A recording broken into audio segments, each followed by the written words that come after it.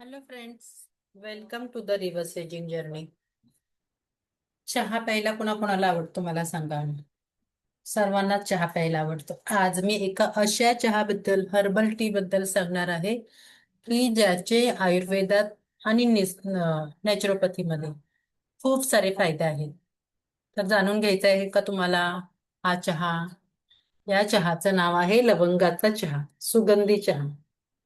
लवंगाचा चहा हा सुगंधी आणि औषधी गुणधर्म असलेला हर्बल चहा आहे, जो शरीरातील अनेक समस्यांवर नैसर्गिक उपाय म्हणून वापरला जाऊ शकतो.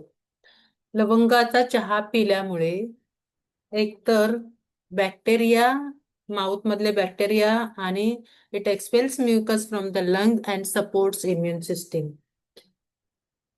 शरीरात बॅक्टेरिया आणि संसर्गाविरुद्ध लढण्याची हा चहा क्षमता वाढवतो आणि आपलं अपचन आणि गॅसेस आणि सूज यावर सुद्धा आराम देतो.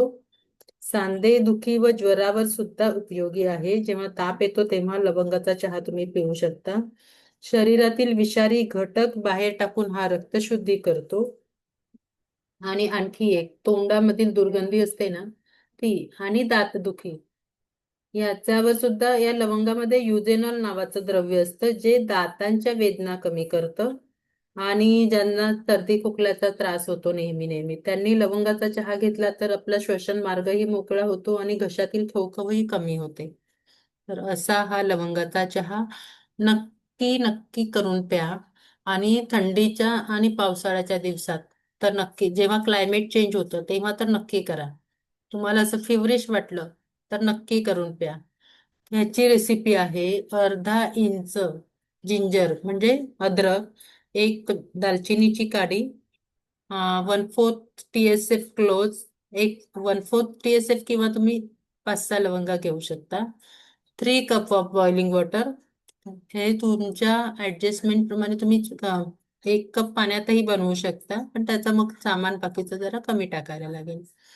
हे सगळं 5 ते 10 मिनिटापर्यंत उकळायचं आहे पाण्यात टाकून, आणि ते थंड करून मग त्याच्यामध्ये थोडंसं हनी आणि लिंबूचा रस टाकून तुम्ही पिऊ शकता, किंवा ते कोमटही, ज्यांना गरम प्यायचे ते गरमही पिऊ शकता.